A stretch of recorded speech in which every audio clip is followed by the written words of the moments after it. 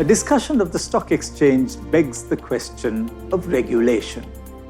And on that note, we will now explore the role of the Securities and Exchange Commission in the overall capital market and regulatory framework to drive capital market growth in Sri Lanka. To address you on this, we are privileged to present the Chairman of the Securities and Exchange Commission, Mr. Viraj Dayaratne, President's Counsel. Good morning, good afternoon, or good evening, depending on wherever you are, ladies and gentlemen. It has been said that where opportunity does not come knocking, one should build a door. An analysis of the performance of companies across the globe in 2020, the Annus Horribilis, shows that no market has been unaffected by the pandemic. Yet, companies that had advanced technological models and those that were able to adapt quickly to the changing demands have excelled. As vaccination programs gather momentum across the globe, it's clear that the first movers in the pandemic era will be able to reap the benefits. Sri Lanka and the Securities and Exchange Commission of Sri Lanka have approached the pandemic as an opportunity to bring structural and technological advancement that is ready for and able to stimulate economic growth.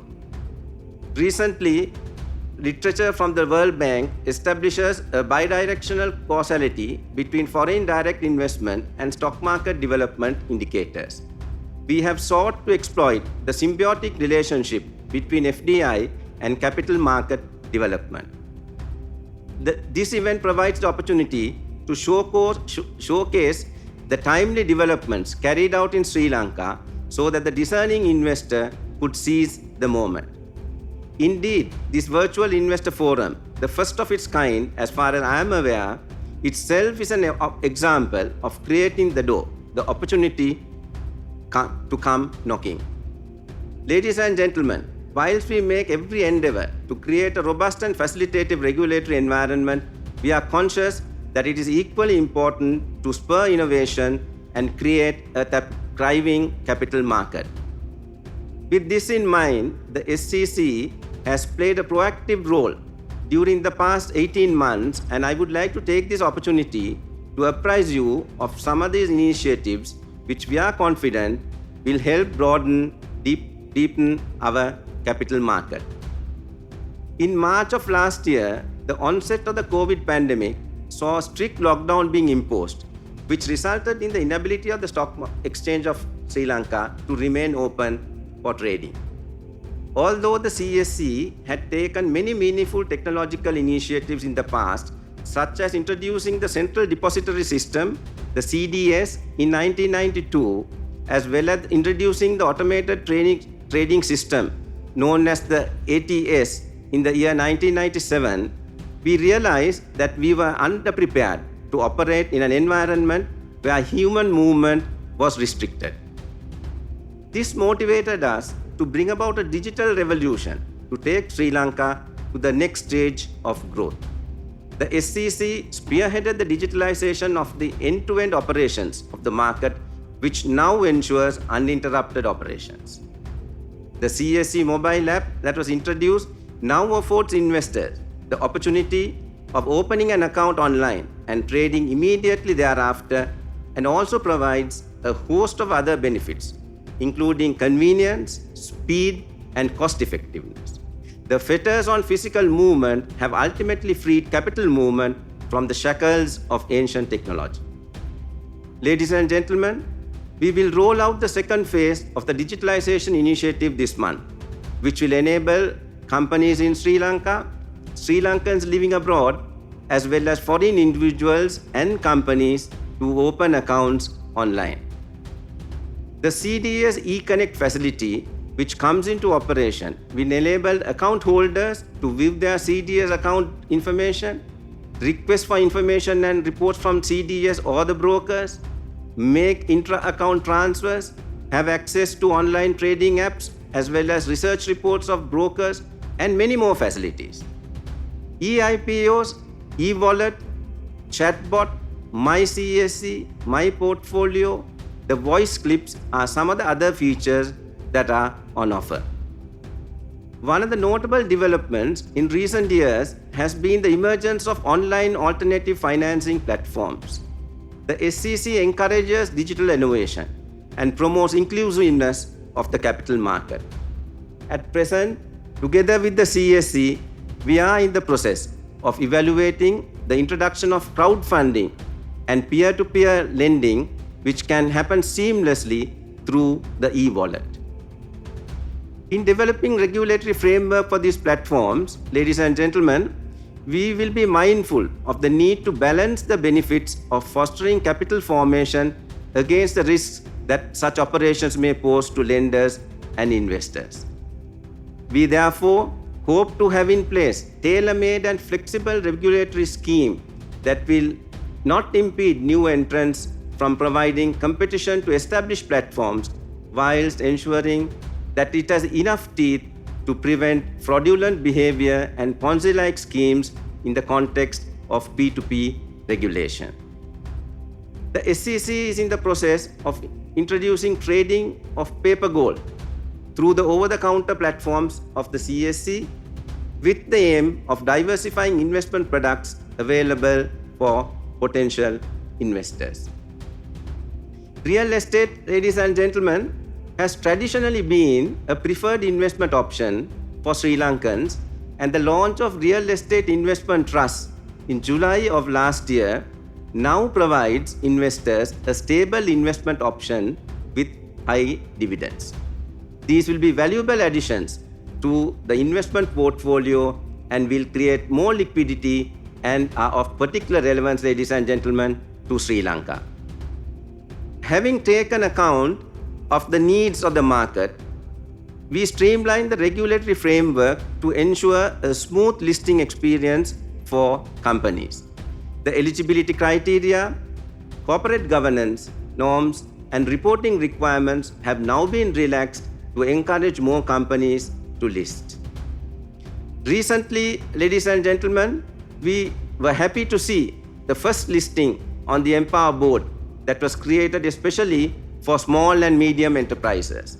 The success this company had at its IPO and the subsequent trading augurs well for smaller businesses, and we are confident that more SMEs and startups would follow suit.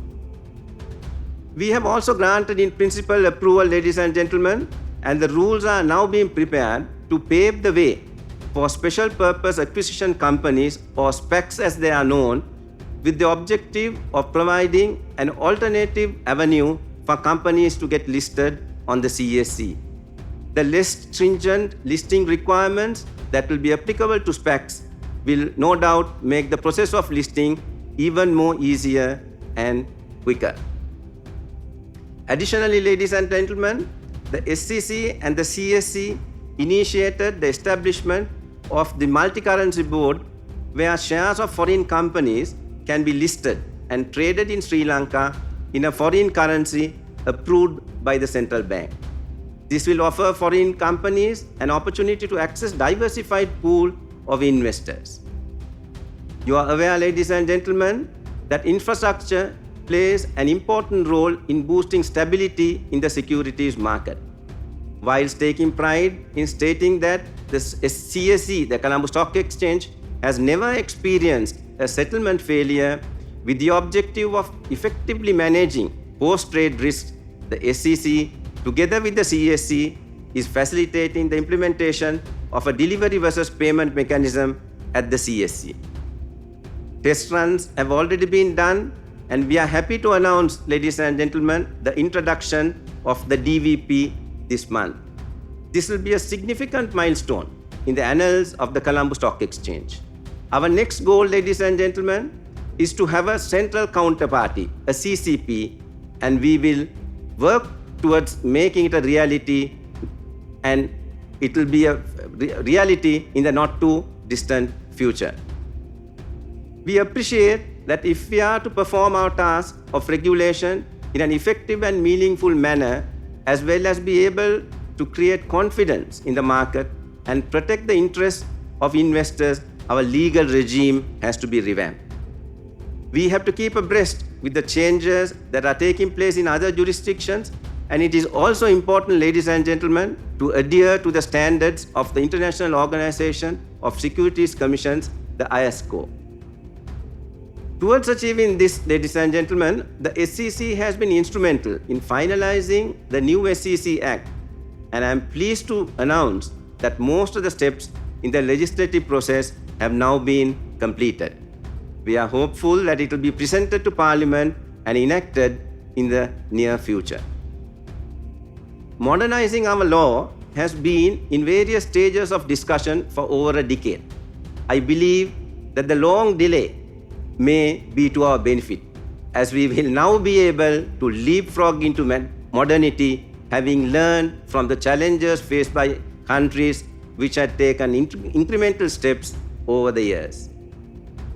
The proposed law has many salutary provisions that will enhance efficiency, regulation, as well as enable the development of the market, and was finalized, ladies and gentlemen, after extensive consultations with stakeholders. Several enforcement options have been spelled out, and the ability to impose administrative sanctions will make sure that the enforcement action is commensurate with the wrong committed. Another noteworthy feature is the ability of the SEC in appropriate cases to institute civil proceedings seeking the imposition of a civil penalty and also recover damages from the wrongdoer. Damages so recovered, ladies and gentlemen, will be made use of to compensate the party that has suffered loss. With regard to the development of the market, ladies and gentlemen, the proposed law will enable the use of state-of-the-art infrastructure and permits the different fundraising requirements of issuers. The ability to introduce a wide range of products provide investors a choice depending on their risk-return characteristics. By providing for recognized market operators, trading in unlisted securities has been facilitated, thus providing additional trading platforms. Provision has also been made for collective investment schemes, which will be an improvement from the presently available unit trust. The proposed law also provides for derivatives such as futures and options, irrespective of the nature of the underlying asset, as well as stock borrowing and lending, short selling, etc. This will enhance, ladies and gentlemen, the liquidity levels and create a vibrant market. Long-term investment will benefit from these opportunities. The introduction of market makers will ensure continued and efficient exchange of securities between buyers and sellers. This will provide liquidity and depth to the market and would encourage the setting up of exchange-traded funds. Legislation, ladies and gentlemen, is also expected to follow soon thereafter to enable the demutualization of the Colombo Stock Exchange. The draft bill has been completed, and the only matter outstanding is the share allocation, and once that is agreed upon, the draft, ladies and gentlemen, will be finalized. Demutualization will pave the way for a nimbler stock exchange, able to respond to the dynamic environment even more efficiently with a better governance and management structure. I must acknowledge, ladies and gentlemen, the importance the government has attached to the capital market and its development. This was demonstrated first by creating a separate state ministry for capital markets and thereafter by the grant of several tax concessions. I am glad to say that the legislative support extended by the government to strengthen the role of the stock market in Sri Lanka has taken a holistic approach. The Inland Revenue Amendment Act No. 10 of 2021 that was certified on 13th May this year provides incentives for listing on the stock exchange. For instance, Section 62 of the Inland Revenue Act as amended now provides for a zero tax rate on remittances which have been retained and invested in the Colombo Stock Exchange. This incentive is available for a period of 3 years from 1st April 2021. A special reduced tax rate has been provided for gains and profits of a company that is listed before 31st December 2021. This benefit too is extended for a period of 3 years. Additional tax deductions have also been provided, ladies and gentlemen, for those who list on the Colombo Stock Exchange this year. As for REITs, the Real Estate Investment Trust, special provisions have been introduced to grant exemptions of the capital gains tax at the time of transferring a property into the REIT, at the time of the disposal of a property by the REIT, as well as in the distribution of gains to the unit holders. The government has also announced the reduction of stamp duty applicable to property transfers in respect of REITs from 4% to 0.75%. And ladies and gentlemen, we are presently awaiting the finalization of the necessary legal provisions in this regard. Even the expenditure incurred in the purchasing of shares at the Colombo Stock Exchange have been made deductible. Thus, it can be stated that a comprehensive and concerted approach has been adopted to facilitate and incentivize and to modernize and streamline investment through the stock exchange in Sri Lanka.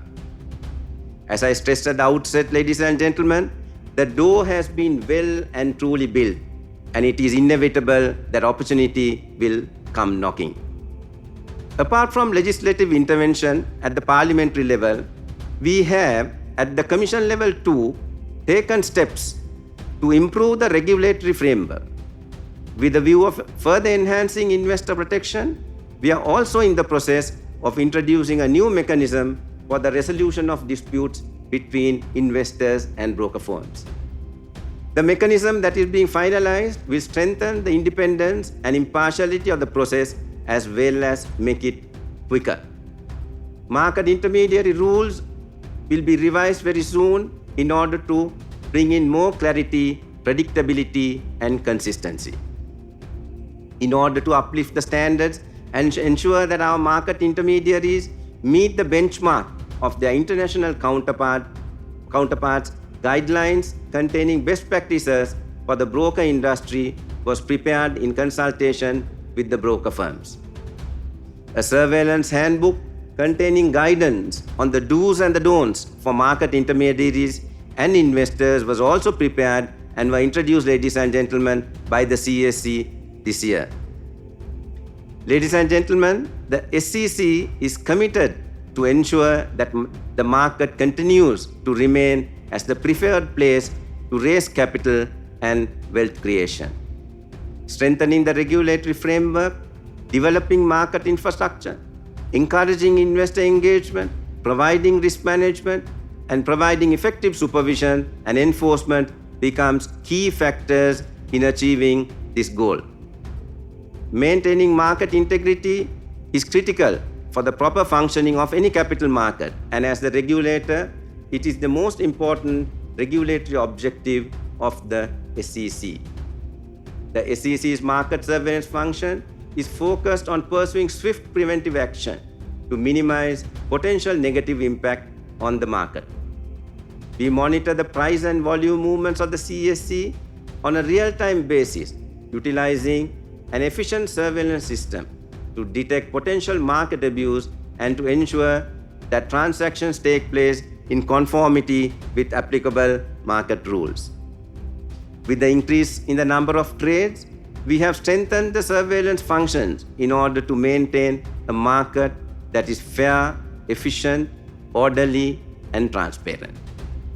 We are determined to instill investor confidence in listed companies and enable investors to make informed investment decisions. Towards this, ladies and gentlemen, we review disclosures made in annual reports as well as corporate communications of listed companies on an ongoing basis.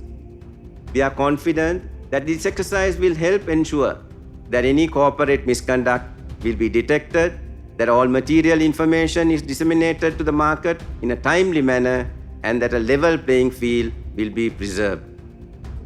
Maintaining market stability and ensuring that intermediaries remain resilient, especially during this volatile period, required greater supervision of risk associated with the market as a whole and regulated entities in particular. Through our risk-based supervisory framework, we focus on capital and other prudential requirements of market intermediaries, measures in place to protect client assets, and compliance with internal controls on a regular basis.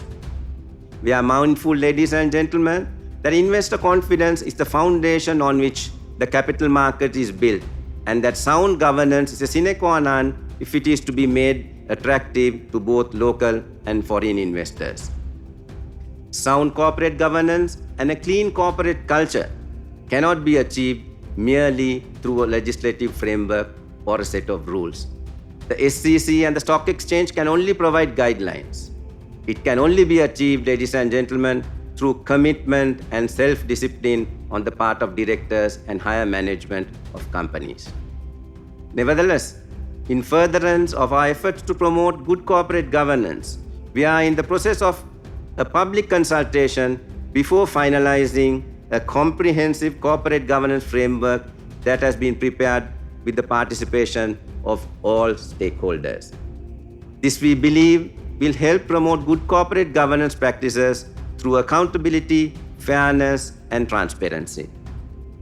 Ladies and gentlemen, despite the COVID-19 pandemic, Sri Lanka's stock market has performed exceptionally well during the last 12 months. The capital market has long been the linchpin of the Sri Lankan economy and has contributed almost 18% to its GDP last year. The increase in the level of investor participation reflects confidence and optimism of investors. During the next 3 days, ladies and gentlemen, you will hear in great detail with the latest statistics the potential Sri Lanka's stock market has and its benefits, as well as the reasons as to why you should invest in our market. Therefore, I will not venture to elaborate on them. The ultimate goal of a capital market is to make sure that both investors and issuers alike have confidence and the necessary environment to trade. The SEC, ladies and gentlemen, as the regulator of the capital market, will continue to assist in achieving greater growth and stability with the required reforms and guidance. Sri Lanka, we are confident, will be Asia's next growth haven, and ladies and gentlemen, we look forward to a broader and deeper participation in Sri Lanka's market. Let me conclude by wishing all of you a productive and enjoyable experience. Thank you very much.